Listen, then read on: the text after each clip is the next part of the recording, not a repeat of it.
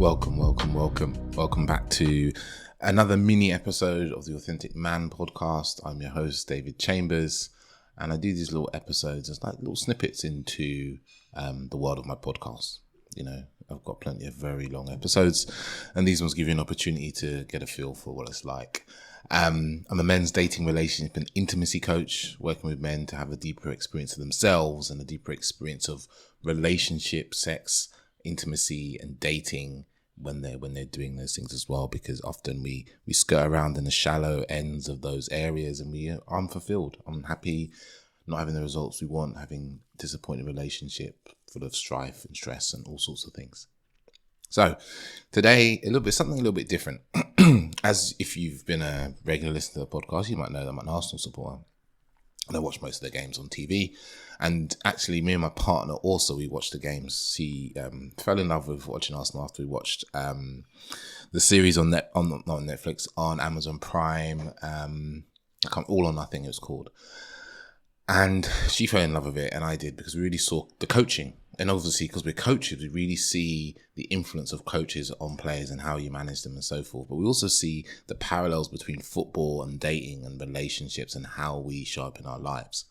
So yesterday I watched with my partner also, we watched the 2-2 draw with Fulham and Arsenal, so 2023.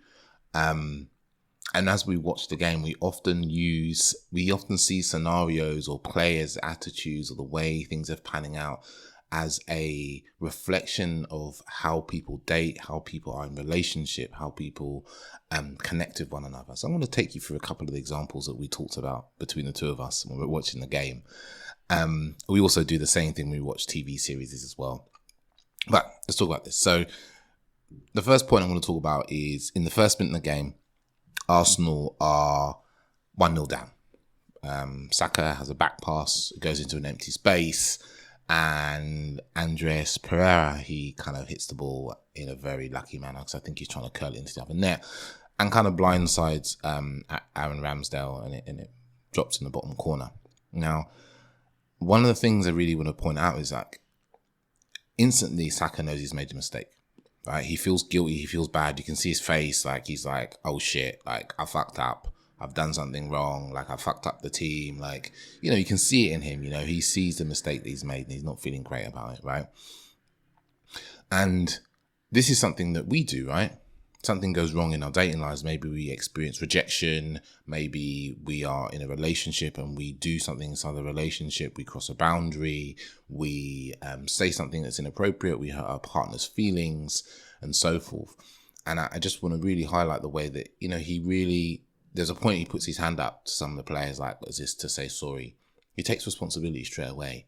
He doesn't try and deflect responsibility. He doesn't try and point at Thomas Partey and be like, Thomas Partey, why did you move out of the centre back position into midfield? Why was Saliba not there? Like, he doesn't do any of those things. He doesn't point at anyone else asking them why they've not done something the way. He takes responsibility for his part.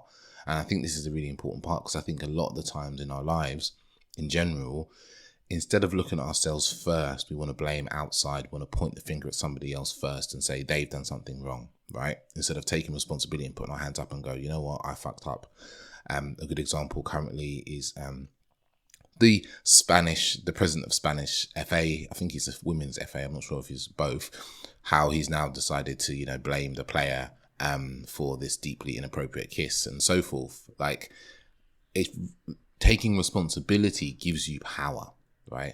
And then this takes us on to the next part, right? After this, right, Saka like plays his game. He gets the ball and he's always driving forward. He's trying to beat his man. He's looking for his way to get that goal back, right? You really see him putting his head down, and this is not unnatural for him. This is just the way he plays, right?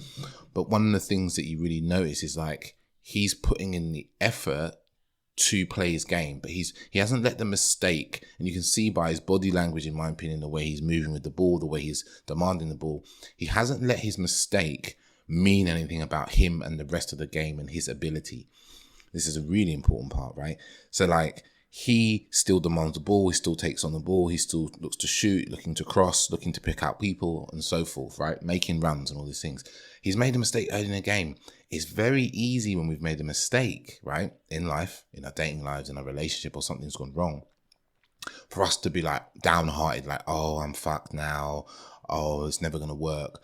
You know, for instance, I was speaking to a client this week and they were experienced that they had some rejection in their dating life, or they had been wanting something more from somebody they'd met who wasn't wanting the same things, and they're getting really downhearted about it and making it mean that they would never meet anyone again, right? They would never meet the sort of person they want. And I want to point this out, like, Saka does not do that. He's on the pitch, he's playing the game. He doesn't allow his mistake to mean that he's a useless player and that the whole game's going to go to shit and so forth, right? And this is a really good analogy. It's like maybe you're on a date and you say something inappropriate, you say something wrong, you hurt someone's feelings, or it's not going very well. It's very easy to experience that mistake and be like, oh, fuck, this whole date's fucked. It's never going to go well.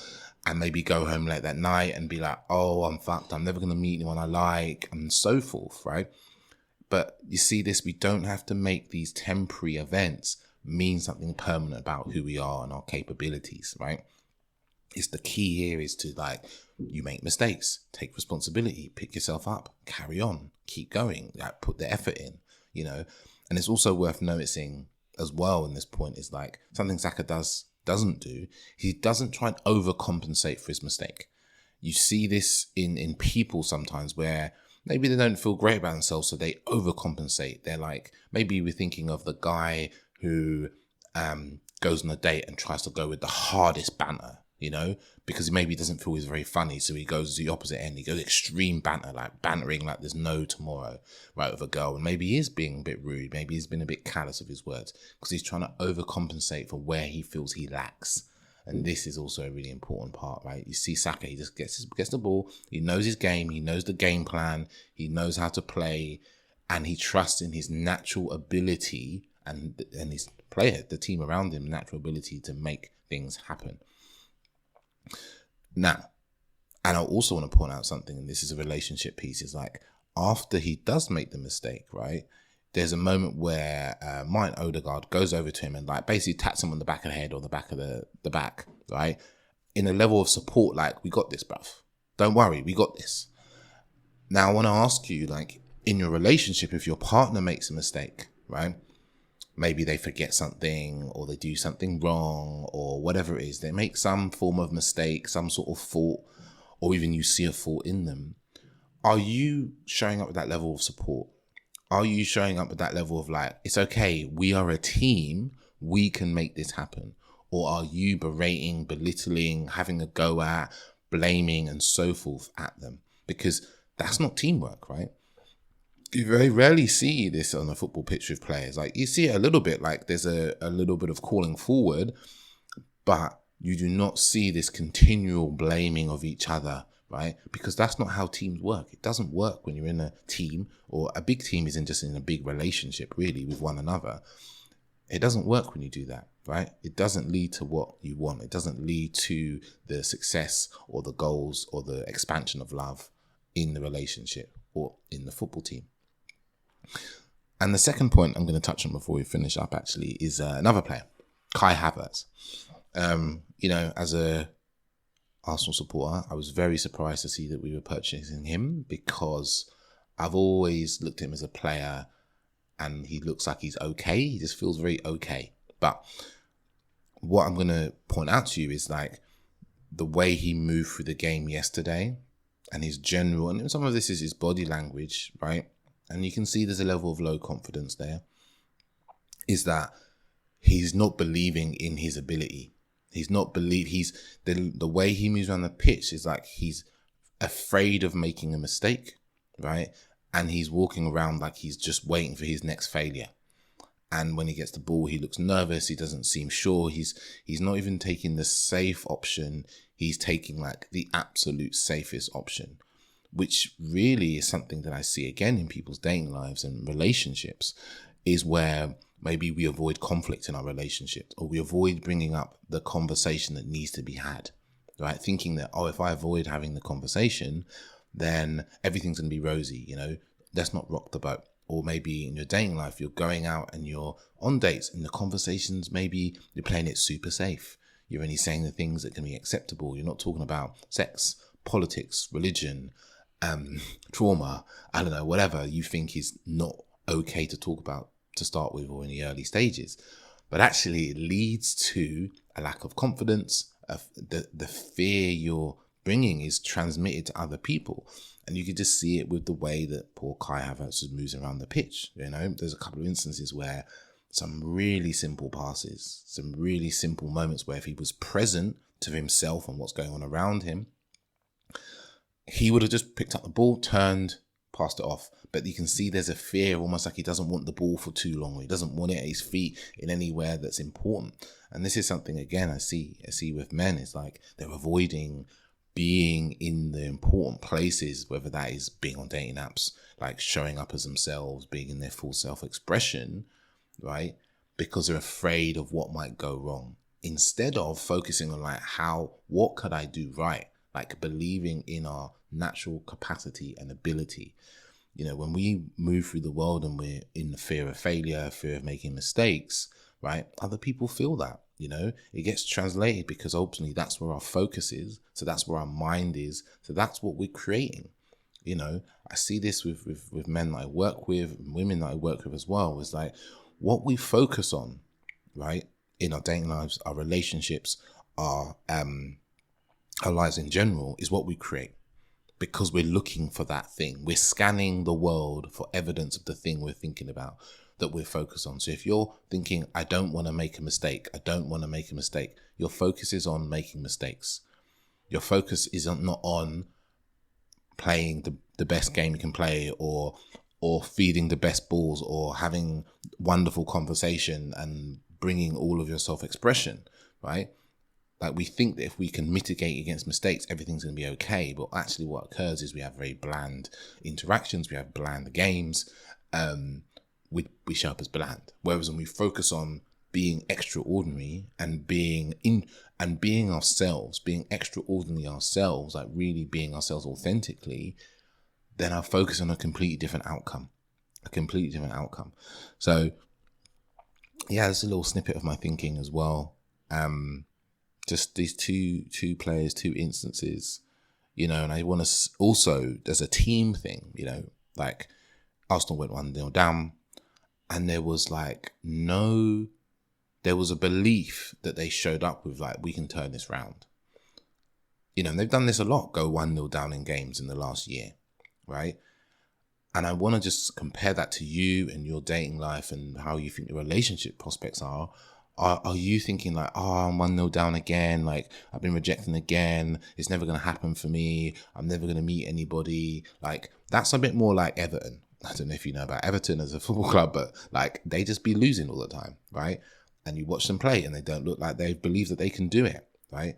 A huge difference between these football teams isn't always ability. Like a lot of it is mental, it's cognitive, it's belief, It's so much of our lives hinge on us acting in a way that moves us towards the things we want instead of trying to avoid the things we don't want.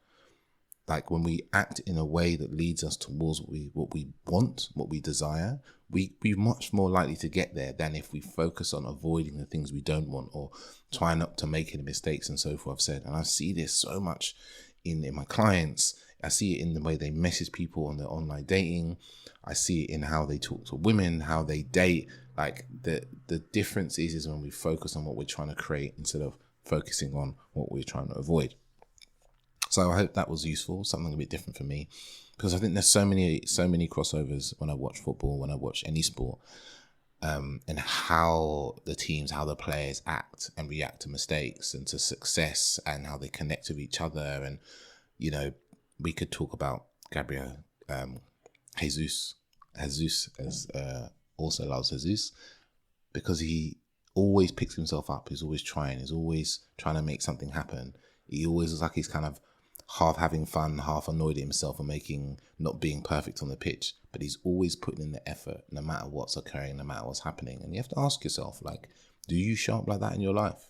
Do you show up like that in your dating life, in your relationship? Are you always pushing for Are you always moving towards like, not some success, but like being you, showing up, or you just trying to avoid making mistakes and trying to hide and blame and so forth? Because that is the difference between success and failure in these areas of dating and relationships and our lives in general, is how we decide to show up in the moment for things. So that's it for me today. I have a 12-week program that's starting in literally a few days. You've pretty much got 3 days if you're interested in signing up. I'll put the details in the show notes down below, where we dive into a lot of stuff about, basically it's like, how can you embody healthy masculinity in all areas of your life, whether that's dating, relationship, intimacy, and I cover a whole ream of bits and pieces across like presence and awareness, self-awareness, sexuality, relationships, self-leadership, shadow work, healing, communication, emotional expression, self-expression, all across the board in the 12 weeks. And if you're interested in that, just drop me an email. Email's in the show notes. Sorry, lost my words. But that's it for me. Ciao, ciao.